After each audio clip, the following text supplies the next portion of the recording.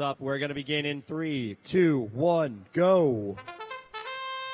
All right, we are here. We're on the Northrop Grumman Field, one of our fantastic sponsors of VEX Worlds here at Louisville, Kentucky in the Kentucky Exposition Center. Our robots are doing a little dance. They are making their way up, and it is the Red Alliance getting the autonomous advantage. Drivers in 3, 2, 1, go.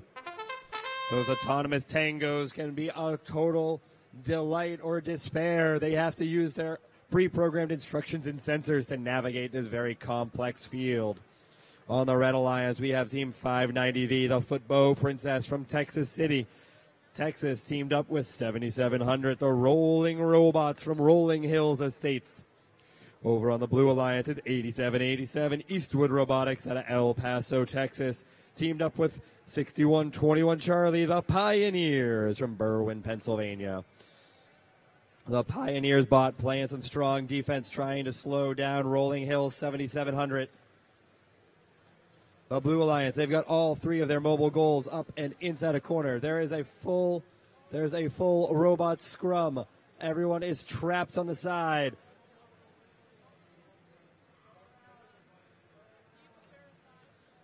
All of our robots are up and moving. The Red Alliance trying to get a hold of their red goals. Team 590V, they've got one. It's up and it's in place. 7700, they're trying to blockade. They want to keep 8787. They want to block him into that corner as 8787 tries to grab a mobile goal. With 25 seconds left in the match, our Blue Alliance, they're going to continue their defensive onslaught. But 8787, those are the troopers. They're trooping away. They're picking up. They're trying to grab those cones, but some strong defense being played by the Rolling Hills robots. They place their last mobile goal.